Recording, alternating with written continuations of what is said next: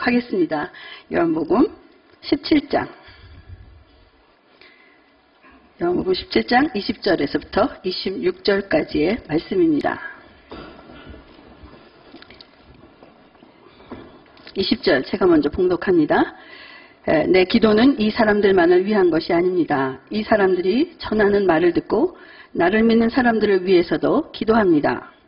아버지여, 아버지께서 내 안에 계시고 내가 아버지 안에 있는 것 같이 그들도 모두 하나가 되게 하시고 그들도 우리 안에 있게 해 아버지께서 나를 보내셨다는 것을 세상이 믿게 하소서. 아버지께서 내게 주신 영광을 내가 그들에게 주었습니다. 이것은 우리가 하나인 것 같이 그들도 하나가 되게 하려는 것입니다.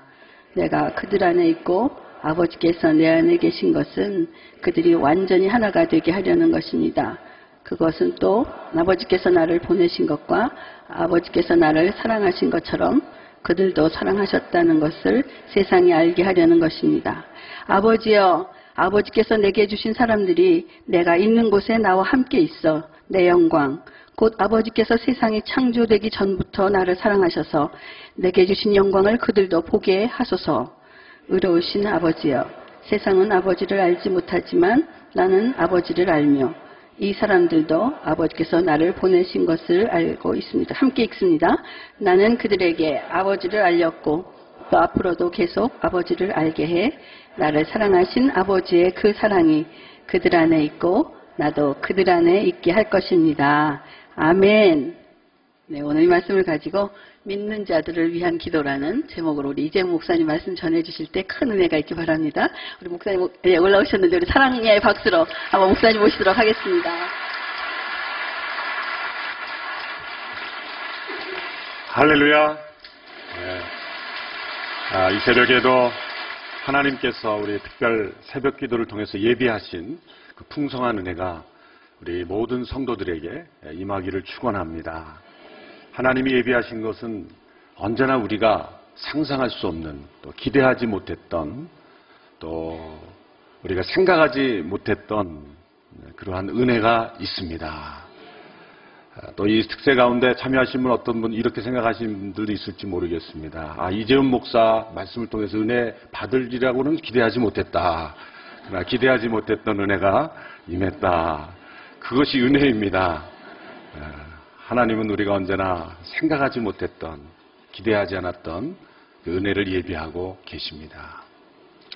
신앙의 아주 중요한 원리는 우리의 신앙을 열매로 이해하고 해석하는 것이죠. 예수님께서 2번씩이나 이 열매라는 단어를 통해서 우리의 믿음 생활의 근본적인 원리를 설명해 주셨습니다. 마태복음 7장 산상수훈을 다 말씀하시고 5, 6, 7장 마지막 부분에 열매로 그들을 알리라. 열매로 그들을 알리라. 또 요한복음 15장에서는 열매를 맺는 그 가지로서 우리의 삶을 말씀하셨죠. 열매란 맺어야 한다라고 주장해서 맺어지는 것이 아닙니다. 2가지가 필요합니다. 어떤 조건이 충족돼야 하고 그 다음에 기다림의 기간이 필요한 것입니다. 열매는 맺어야 하는 것이 아니라 맺어지는 것입니다. 영어로 표현하면 to do가 아니라 to be 되어지는 것입니다. 우리의 믿음이 자라게 되면 점점 열매가 나타나는 것입니다. 우리가 구약을 잘못 이해하고 율법을 잘못 이해하면 율법 신앙에 빠질 수가 있습니다.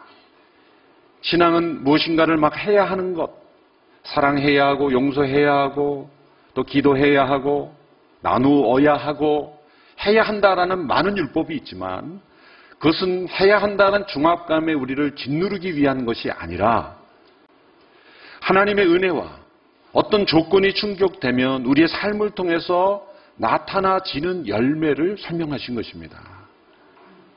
우리가 주의 은혜 가운데 있으면 사랑하게 되어지는 것입니다. 용서가 되어지는 것입니다. 그리고 믿어지는 것입니다. 이 믿음을 조금 더 세분화되면 3개의 믿음으로 나눌 수가 있습니다. 첫 번째 믿음은 결단하는 믿음입니다. 어떤 믿음의 세계로 들어갈 때는 모험하는 것처럼 믿어보지 뭐, 교회 한번 가보지 뭐, 움직여야 합니다. 아브라함이 갈 바를 알지 못하고 가라고 하는 그 걸음에 갔던 것처럼 어떤 믿음의 라인을, 믿음의 세계로 들어가려면 그 라인을 건너는 것은 내가 결단을 해야 합니다. 누군가 여러분에게 찾아와서 나를 믿어달라고 할 때 아직은 믿음이 없지만 믿어보지 라고 하는 어떤 결단을 내려야 되지 않습니까? 그것이 베드로의 믿음의 시작이었죠. 누가복음 5장에 보면은 깊은 데로 가서 그물을 내리라고 하는 그 예수님의 말씀을 듣고 사실은 그 전까지 베드로는 동생 안드레를 통해서 예수님을 소개받았지만 예수님을 따르지 않았습니다. 두 번째 만남에서야 예수님을 따랐죠. 첫 번째 만났을 때 예수님께서 베드로의 이름을 바꾸죠. 원래는 시몬이었지 않습니까? 시몬이라는 이름을 장차 내 이름을 게바라 하리라, 베드로라 하리라 이름을 바꾸셨어요. 그 이후로 베드로가 예수님을 따랐다는 기록이 없습니다. 그리고 누가복음 5장에서 예수님을 만나죠. 아마 베드로는 기분 나빠했을지도 모릅니다. 당신이 뭔데 내 이름을 마음대로 바꿔? 마음에 불쾌했을지도 몰라요. 그래서 누가복음 5장의 그 세팅을 보면 예수님께서 많은 무리들을 해변에서 가르치고 있을 때에 베드로는 그물을 씻고 있었죠. 관심이 없었다는 겁니다. 근데 예수님은 의도적으로 시몬의 배에 오르셔서 말씀을 가르친 것이죠. 예수님이 찾아오신 거지 베드로가 찾아간 것이 아니에요. 그때 깊은 데로 가서 그물을 내려고 할 때 그 믿음은 해보지 뭐 그런 믿음입니다. 상식적으로는, 논리적으로는, 경험적으로는 받아들일 수 없는 상황이지만 선생님이 그렇게 말씀하시니 한번 해봅시다. 사실 그 정도의 마음이었어요. 그런 던져는 믿음, 나를 한번 내려놓는 믿음, 모험하는 믿음, 그런 믿음, 그 믿음이 필요합니다. 그러나 그 믿음만으로는 진정한 믿음에 이르렀다고 말할 수가 없어요. 항상 내던지기만 하고 모험적으로 던지기만 하는데 확신은 없어 보세요. 그 믿음이 아니라 그런 모험 그 자체에 불과할 것입니다. 믿음은 모험적인 성격이 있지만 모험으로 끝나는 것이 아닙니다. 믿음은 반드시 확신이 있습니다. 두 번째 단계의 믿음은 믿어지는 믿음이에요. 믿어지는 믿음. 믿을 수밖에 없는 믿음. 누군가 어떤 사람을 보면 안 믿으려고 해도 믿을 수밖에 없는 사람이 있죠. 믿음이 가는 사람이 있어요. 그것은 내가 그 사람을 믿으려고 해서가 아니라 그 사람의 존재 자체가 나에게 믿음으로 다가오는 것입니다. 그 사람이 말한 것을 보고 그 사람이 말한 대로 행동한 것을 보고 그 사람의 모든 삶을 볼 때 인격과 삶이 하나가 되고 주변 사람들에게 미치는 영향을 보면 믿음이 생기는 것입니다. 그 믿음은 내가 믿겠다라고 하는 게 아니라 그 믿음의 대상에서부터 나에게 찾아오는 믿음인 것이죠. 이것은 믿어지는 믿음, 믿을 수밖에 없는 믿음인 것입니다. 우리 하나님은 믿을 수밖에 없는 하나님이십니다. 그것이 성경의 역사 아닙니까? 성경의 수많은 역사를 통해서 하나님이 약속하신 것은 반드시 그대로 이루어졌다는 것을 우리는 성경을 통해서 읽을 수 있기 때문에 우리 하나님을 믿을 수밖에 없는 것입니다. 아브라함도 처음에 갈 바를 알지 못하고 가라고 하니까 떠났지만 왜 가야 하는지 모르지만 그의 12장의 믿음에서 점점 지나가면서 점차 하나님을 믿게 되었죠. 믿을 수밖에 없는 하나님. 우리 하나님은 신실하신, 페이스풀한, 믿음직스러운, 믿으신 하나님이십니다. 두 번째 단계의 믿음이에요. 그런데 그러한 믿음으로 주님을 신뢰하다 보면 나머지 세 번째 단계의 믿음에 도달하게 되죠. 저는 그 믿음을 가리켜 내다보는 믿음이다. 그렇게 정의를 내리고 싶습니다. 내다보는 믿음. 바로 창세기 22장에서 하나님께서 아브라함에게 이삭을 바치라고 했을 때 아브라함이 이삭을 바쳤습니다. 아들을 죽여서 제물로 삼으라고 하는 명령을 어떻게 지킬 수가 있겠습니까? 그런데 이 히브리서에 보면 히브리 11장에 그 아브라함의 믿음을 설명하는 믿음의 영웅의 장을 보면 이렇게 해석합니다. 아브라함이 어떻게 그 이삭을 바칠 수 있었는지를 이렇게 해석하죠. 하나님께서 약속하신 이는 이삭 한 사람뿐이므로 만일 그 이삭을 하나님의 말씀대로 제물로 바치면 하나님의 이삭을 도로 다시 살리실 줄로 믿었다 그랬다는 거예요. 부활을 믿었다는 거죠. 하나님께서 부활은 말씀하신 적이 없어요. 그냥 바치라고 했지 너가 바치면 내가 중간에 스탑시킬게. 안심하고 너가 해. 그건 각본이죠. 아브라함이 이삭을 내리치려고 할 때 하나님이 내가 이 칼이 끝까지 내려가기 전에 붙잡을 것이다 라고 생각했겠습니까? 아닙니다. 아브라함은 죽인 것입니다. 하나님이 그 순간에 붙잡을 줄 몰랐다는 거죠. 오히려 아브라함에게는 어떤 믿음이 있었다는 거죠? 나는 죽이면 약속의 자녀로 태어난 것이 이삭이므로, 불가능한 가운데 태어난 그 이삭이 나에게 있으므로 그 이삭을 바치라고 하니 그 하나님의 명령을 해석할 수 있었던 거죠. 어떻게 해석했습니까? 아, 내가 이삭을 바치면 하나님이 이삭을 다시 살리시려는 거구나. 내다보는 믿음입니다. 믿음의 최고 클라이막스는 하나님이 미리 나에게 약속하지 않은 것도 미리 내다볼 줄 아는 믿음. 그것은 1단계와 2단계의 믿음을 체험해야만 가능한 것입니다. 여러분, 어느 단계에 있든지 간에 우리 하나님은 믿을 수 있는 하나님인 것을 신뢰하시기를 바랍니다. 처음에는 모험하는 믿음으로 하나님께 내 인생을 바치기를 바랍니다. 번지 점프를 타고 뛰어내리면 어느 순간에는 그냥 떨어져 죽을 것만 같은데 마지막 순간에 생명줄이를 붙잡는 것처럼 하나님의 약속을 믿고 던지는 믿음을 던지면 하나님의 약속을 우리를 붙잡아 주실 것입니다. 그때 하나님이 나를 붙잡아 주시는구나. 체험이 시작이 됩니다. 그런 체험을 계속하다 보면 하나님을 믿고 신뢰하게 되는 거죠. 그리고 마지막에는 미래에 나에게 어떤 약속이 없는 상황 속에서도 내다보는 믿음, 앞을 바라보는 믿음, 그 믿음이 우리에게 주어지는 것입니다. 이 믿음이 우리에게 필요해요.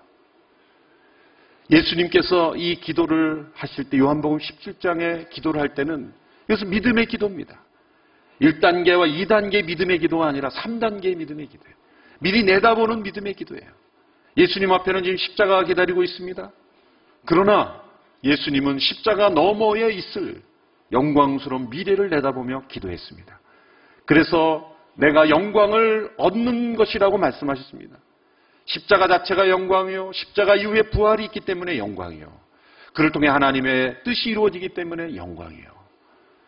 예수님의 그 기도를 통해서 제자들의 그 상태를 보고, 현재의 상태를 보고 기도하신 것이 아니라 미래에 성령이 임했을 때 그들이 변화되어지는 모습, 그들이 열매 맺는 모습을 내다보면서 예수님이 기도하셨다는 거죠. 믿음의 기도입니다. 하나님이 기뻐하시는 것은 믿음의 기도입니다.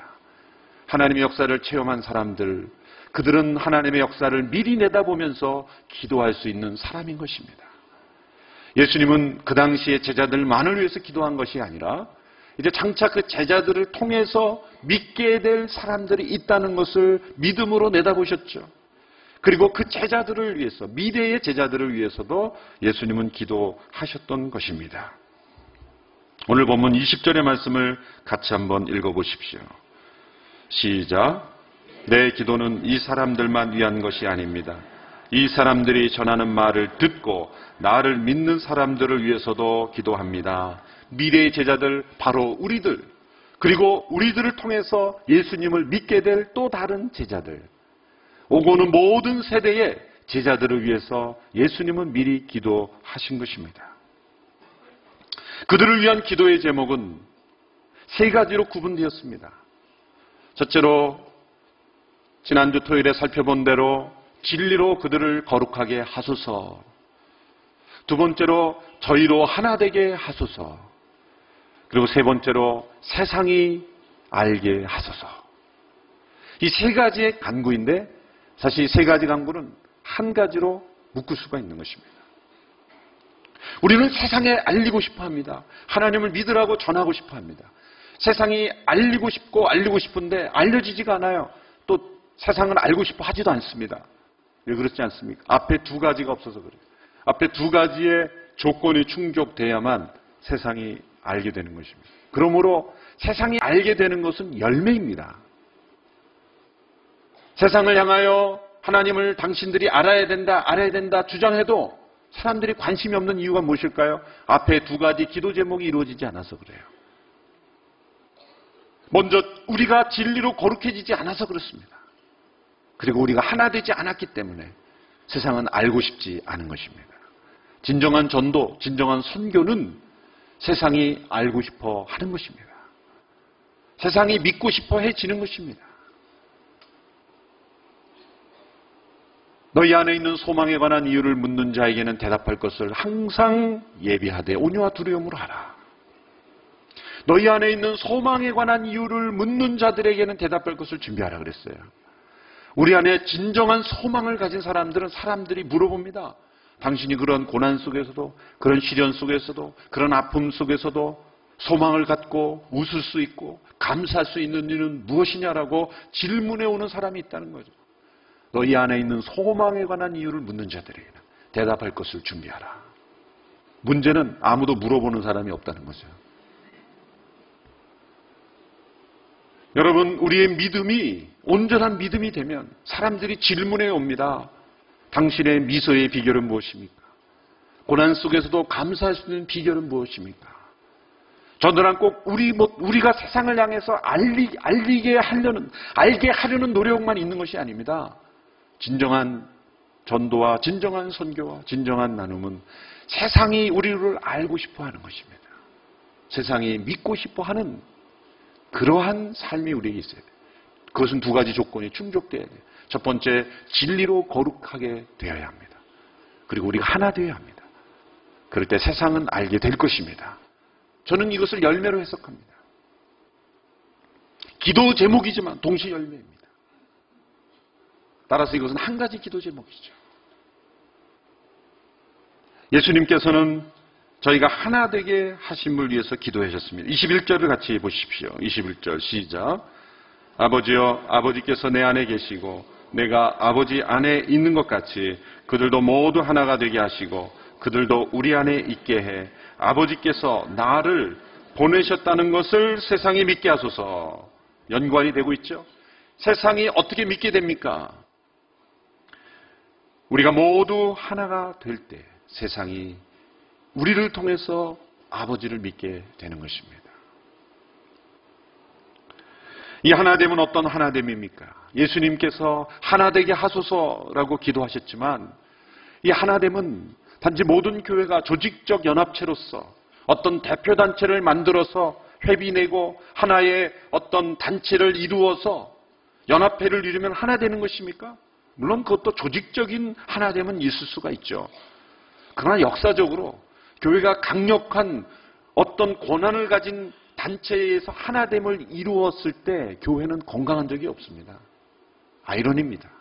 초대교회는 조직체가 없었습니다. 모든 소아시아 7교회 또 예루살렘 교회 그 교회들을 강력하게 묶는 협의체가 없었습니다. 그러나 로마를 뒤집어 엎었고 세상을 변화시켰어요.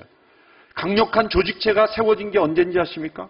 콘스탄틴 대제 때 그 기독교가 공인된 이후로 조직이 생겼고 전 교회를 하나로 묶는 교회가 생겼을 때 그때부터 분열이 생겼고 그때부터 중세시대가 시작이 된 거예요. 아이러니입니다. 역사의 아이러니, 인간이 어떤 조직으로 하나됨을 이루려고 했을 때 하나됨은 깨졌다는 거죠. 어떤 조직적 연합체를 이루는 것, 그것은 어떤 의미에서 필요한 것입니다. 그러나 그것은 절대 필요는 아닙니다. 그것을 하나 되었다라고 말하는 것에 문제가 있는 거예요. 예수님 말씀하신 하나됨은 그런 하나됨이 아닙니다. 또 모든 교회가 획일적으로 동일한 그런 모습을 가지게 되는 것을 말씀하신 것도 아니죠. 예수님 말씀하신 하나됨은 유니티지 유니포머티가 아니에요. 동일한 내용을 모든 교회가 동일하게 해야 된다. 동일한 내용으로 설교하고 동일한 예배 형식으로 예배하고 동일한 모습, 그것이 아닙니다. 예수님은 문화의 다양성을 인정하신 분이에요. 존 드레인이라는 그 영국에 계시다가 미국으로 가신 어느 그 교회학자가 아주 재밌는 책을 썼어요. The Macdonaldization of the Church, 그런 적인데 교회가 맥도날드처럼 다 똑같다는 거예요. 너무 똑같다는 거죠.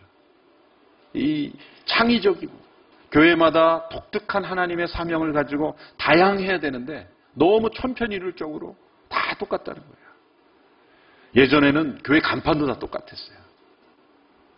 너무나 다 똑같은 모습. 그래서 이 새로운 바람을 온누리교회가 한 목사님 통해 이루어졌던 것이, 강대상이 위에 있지 않고 그 목사님 앉는 자리가 위에 있지 않고 아래에 있는 거죠. 아마 처음이었을 겁니다. 설교자도 예배자여야 된다라는 목회 철학 때문에 단상 위에 성도들을 바라보고 있지 않고 성도의 입장에서 있는 굉장히 큰 패러다임 시프트죠. 획일화되지 않는 교회를 추구한 것입니다. 본질을 향하여 추구한 거죠. 오늘 이 교회 구석구석에는 그런 기성교회와는 달랐지만 본질을 향하여 하나됨을 추구한 것입니다. 여러분, 진정한 하나됨이 무엇입니까? 그것은 진리로 거룩해졌을 때 우리가 하나가 되는 것입니다. 진리 안에서 하나 되는 것입니다. 진리로 거룩해지는 것을 추구하는 것일 때 하나됨은 이루어지는 것입니다.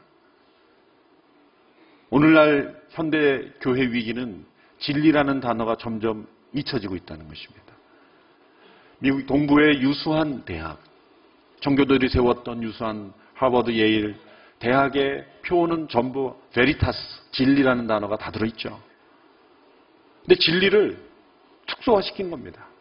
처음에 대학들을 세울 때 한국의 유수한 대학도 전부 진리가 다 들어가 있죠. 베리타스라는 것은 모든 역사에, 인생과 역사에 진리가 있다는 것입니다. 그런데 대학에서부터 어떠한 일을 만들었습니까? 진리를 축소시킨 거예요. 진리를 과학의 법칙에서만 국한하는 것으로 진리를 제한했습니다. 개개인의 모든 인생과 역사에 절대적으로 통하는 진리는 존재하지 않는다라고 가르치기 시작했어요. 과학의 법칙에 있어서만 진리는 통용될 수 있다. 놀라운 것은 그러한 과학의 법칙은 한두 사람으로도 발견할 수 있다는 거죠. 뉴턴의 과학 법칙, 아인슈타인의 상대성 원리, 개인이 발견한 것 아닙니까? 혹은 한 그룹이 발견한 것 아닙니까? 한 시대에 발견한 것 아닙니까? 그런 과학의 법칙은 진리라고 받아들이고 그것만 진리고 개인의 인생과 역사에 있어서 오고는 모든 세대에 진리라고 받아들여질 수 있는 것은 없는 것이다. 우리 부모님 세대의 진리였던 것이 우리에게는 진리일 필요가 없다. 우리에게서 진리였던 것이 우리 다음 세대에는 진리라고 주장할 필요가 없다. 각자 그 시대가 옳게 생각하는 것이 진리다. 심지어 내가 옳다고 느끼는 것이 진리다. 진리를 상대해버리고 진리를 가치 이하로 개인적인 생각으로 추락시켜버린 거예요. 그러나 모든 시대를 꿰뚫는 진리는 있습니다. 모든 우리의 인생과 역사에 불변의 진리가 있다는 것이죠. 그 역사는 한 시대가 만들 수 있는 것이 아닙니다. 그 진리는 한두 사람이 만들어놔가지고 이것이 진리다라고 말할 수 있는 것이 아닙니다. 그래서 역사가 필요한 거예요. 하나님의 성경을 역사 형태로 주셨습니까? 성경은 어느 한 시대의 산유물이 아닙니다. 성경에는 수많은 시대가 들어가 있어요. 수많은 역사가 들어가 있습니다. 한두 사람의 주장이 아닙니다. 이것은 수많은 시대에 오고 오는 모든 세대에 적용될 수 있는 진리를 우리에게 주신 것입니다. 그러므로 이 진리를 우리가 따르게 될 때 우리가 그 진리 안에서 하나 될 수 있는 거예요. 오케스트라가 한 악보를 볼 때 하나가 되는 음이 나오는 것처럼 진리이신 하나님 예수 그리스도를 우리가 함께 모실 때 우리가 진정 하나 될 수가 있는 거죠. 어떤 우리의 이념을 가져다 놓고 종교다운주의 엄청난 유혹은 무엇입니까? 하나됨 자체를 우상화한 것입니다. 너와 내가 너의 생각 다르고 나의 생각 다른데 너도 옳고 나도 옳다. 그것이 하나됨이다. 이렇게 주장하는 거죠. 남북한이 어떻게 하나 될 수 있겠습니까? 거짓과 악을 받아들이면서 하나 된다는 것은 거짓이죠. 진리 안에서만 하나 될 수가 있는 것입니다. 그러므로 이 하나됨은 배타적인 하나됨이에요. 진리 안에 있는 사람과 진리 안에 있지 아니한 사람과 하나 될 수가 없는 것입니다. 거기는 엄청난 분리가 일어나는 것입니다. 진리 안에 있을 때 하나 될 수 있는 것이에요. 진리로 거룩하게 하소서. 이 기도 제목이 이루어질 때 자연적으로 하나 되게 하소서라는 기도 제목은 이루어지는 것입니다. 빌라도가 예수님을 신문할 때 질문했죠. 내가 왕이냐 그랬을 때 나는 진리에 대해 증거하고 진리를 가르치기 위해서 왔다. 그럴 때 빌라도가 질문했습니다. 진리가 무엇이냐? 그것은 비꼬는 거죠. 응? 진리가 있다고? 진리가 뭔데? 그리고 나가버렸어요. 오늘날 우리 시대에 가장 우리가 던져야 될 중요한 질문은 진리가 무엇이냐는 겁니다. 예수님은 담대하게 말씀하셨어요. 내가 곧 진리다. 그 예수 그리스도를 알아갈 때 우리는 거룩해지고 우리는 하나 될 수가 있는 것입니다. 예수님께서 하나 되게 하십시오, 하나 되게 하옵소서라고 기도하셨을 때 단순히 하나 되게 하소서라고 기도하지 않고 그 앞에 조건이 있습니다. 하나됨의 중요한 원리가 있죠. 21절을 다시 한번 보십시오. 21절에 이렇게 되어 있습니다. 시작. 아버지여, 아버지께서 내 안에 계시고 내가 아버지 안에 있는 것 같이. 이게 조건입니다. 또 22절, 23절을 보십시오. 22절, 23절 같이 읽습니다. 시작. 아버지께서 내게 주신 영광을 내가 그들에게 주었습니다. 이것은 우리가 하나인 것 같이 그들도 하나가 되게 하려는 것입니다. 23절, 내가 그들 안에 있고 아버지께서 내 안에 계신 것은 그들이 완전히 하나가 되게 하려는 것입니다.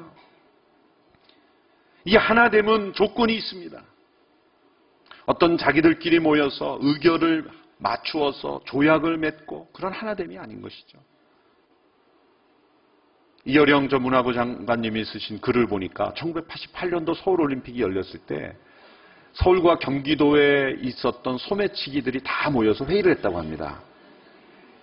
다 모여서 그 소매치기 협회에 가입한 소매치기들이 다 모여서 어떤 하나 되는 결의를 했냐면 우리가 이 기간에는 국가적인 행사니까 적어도 외국인들만은 소매치기지 하지 말자. 내국인으로 국한하자. 그런 결의를 했다는 거죠. 하나 되는 역사가 있었다는 거예요. 그것도 물론 하나됨이죠. 그런 하나됨을 말씀하신 게 아니죠. 도둑질하는 사람도 하나 돼야 일이 돼요. 손발이 맞아야 도둑이 성공하죠. 그런 하나됨을 얘기하는 것이 아닙니다. 예수님은 분명히 뭐라고 말씀하셨어요? 아버지께서 내 안에 계시고 내가 아버지 안에 있는 것 같이. 이것이 하나됨의 어떤 중요한 모델이라는 것입니다. 예수님의 말씀을 통해서 보면 네 가지 유형의 하나됨이 있다는 걸 우리가 알 수 있어요. 첫째는 뭡니까? 삼위일체 하나님 간의 하나됨.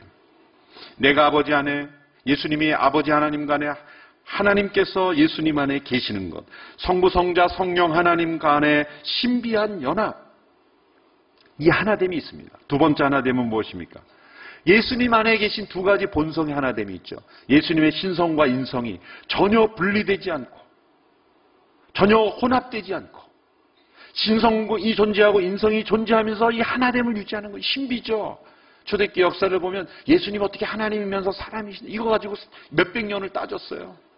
어떤 사람은 하나님이시다 사람이 아니다라고 주장하는 사람이 있고 그래서 이단으로 정죄되고 어떤 사람은 사람이 어떻게 하나님이냐 그래서 이단으로 정죄된 사람이 있고 이 신성과 인성이 완전히 분리되었다라고 주장해서 이단이 된 사람이 있고 완전히 믹스되었다라고 주장해서 이단이 된 사람이 이것이 거의 제가 정확한 연도는 기억하지 431년인가요? 그때 가서야 예수님은 완전한 하나님이 완전한 사람이면서 이 두 본성이 예수님 안에서 하나가 되어 있다. 혼합된 것도 아니고 분리된 것도 아니고 완전한 하나가 되어 있다라는 것을 그때 가서 받아들였죠. 그러므로 예수님의 신성과 인성을 믿지 않으려는 사람은 초대교회에 있었던 400년 동안의 모든 회의록을 검토해 보시고 그것을 하나하나 반박하시고 나서 믿지 않으셔야 돼요. 무엇이 지혜롭습니까? 수백 년 동안 수많은 사람들이 모여서 토론하고 서로를 정죄하면서 만들었던 그 회의 결과를 받아들이는 것이 지혜롭습니다. 누가 400년 이상을 살면서 그걸 다 검토할 수 있겠습니까? 예수님 안에 신성과 인성이 하나됨. 세 번째 하나됨은 바로 예수님과 그분께 속한 사람들의 하나됨이죠. 이제는 내가 산 것이 아니 오직 내 안에 그리스도께서 사신 것이라. 그리스도께서 내 안에 내가 그리스도 안에 예수님과 우리와의 하나됨입니다. 네 번째 마지막 하나됨이 바로 그리스도인들끼리의 하나됨. 예수 그리스도를 머리로 한 우리들끼리의 하나됨이 네 번째 있습니다. 이 첫 번째부터 세 번째까지는 우리가 할 수 있는 게 아니에요. 예수님께서 해주셔야 하는 거예요. 하나님께서 이루시는 것입니다. 그러나 네 번째는 바로 우리가 하나 되어야 하는 것입니다. 그것은 어떻게 이룰 수 있습니까? 우리가 그리스도 안에 거하려고 할 때 우리는 아버지 하나님과 하나가 되는 것이에요. 그리고 예수 그리스도 안에 있는 우리 모두가 하나 되는 것입니다.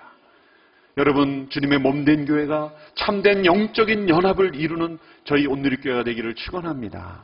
어느 누구도 우리는 홀로 신앙생활 할 수 없습니다. 예수 그리스도를 머리로 하여 우리 모두가 하나 되어야 하는 것입니다. 아버지께서 그리스도 안에, 그리스도께서 아버지 안에 있는 것처럼 우리가 그리스도 안에 있을 때 우리가 또한 아버지 안에 있게 되는 것이죠.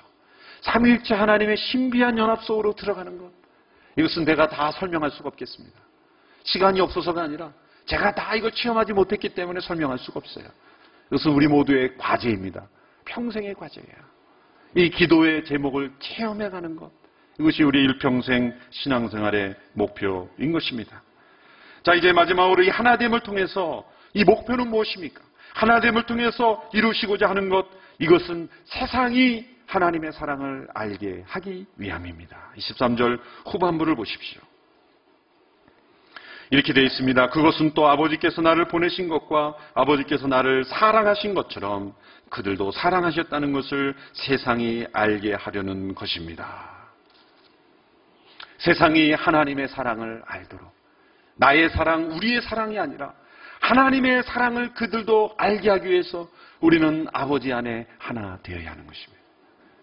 뿐만 아닙니다. 24절 보십시오. 같이 읽습니다. 시작. 아버지여, 아버지께서 내게 주신 사람들이 내가 있는 곳에 나와 함께 있어 내 영광, 곧 아버지께서 세상이 창조되기 전부터 나를 사랑하셔서 내게 주신 영광을 그들도 보게 하소서. 예수 그리스도의 영광을 그들이 보게 하소서. 세상이 보게 하소서. 세상이 하나님의 사랑을 알게 하시고 예수 그리스도의 영광을 알게 하소서. 이것이 바로 예수님이 우리의 하나됨을 통해서 진리로 거룩해지고 우리가 그리스도 안에 하나됨을 통해서 이루시고자 하는 주님의 목표인 것입니다. 예수님은 분명히 말씀하셨습니다. 우리가 그리스도 안에서 서로 사랑할 때 세상이 하나님을 알게 될 것이다. 요한복음 13장 34절 35절 주님께서 주신 새 계명을 읽고 마치겠습니다. 같이 읽습니다. 시작. 내가 너희에게 새 계명을 준다. 서로 사랑하라. 내가 너희를 사랑한 것 같이 너희도 서로 사랑하라. 너희가 서로 사랑하면 이로써 모든 사람들이 너희가 내 제자임을 알게 될 것이다. 이 단어가 중요해. 알게 될 것이다. 알게 되어지는 것입니다. 우리가 아무리 알리려고 해도 세상은 관심이 없는 이유는 무엇입니까? 우리가 진리로 거룩해지지 않았기에, 그리고 우리가 서로 사랑하지 않기에 세상은 관심이 없는 것입니다. 그러나 우리가 이 기도의 제목을 순종하며 나갈 때 세상은 알게 될 것입니다. 영광을 보게 될 것입니다. 하나님을 알게 될 것입니다. 우리처럼 하나님 안에 거하게 될 것입니다. 우리가 그 사랑 안에 초대하는 것입니다. 요한일서 1장에 보면은 우리의 사귐은 우리끼리의 사귐이 아니라 하나님과 예수 그리스도와 함께하는 사귐이라 그랬어요. 진정한 코이노니아는 우리끼리 교제하고 그럼으로써 이루어지는 것이 아니에요. 하나님과 그리스도 안에 머물려고 할 때 우리는 진정 하나 되는 것입니다. 부부간에도 마찬가지입니다. 가족도 마찬가지입니다. 진정한 하나됨은 하나님과 그리스도 안에 우리가 거할 때 진정한 하나됨은 이루어지게 될 것입니다. 그리고 세상이 알게 될 것입니다.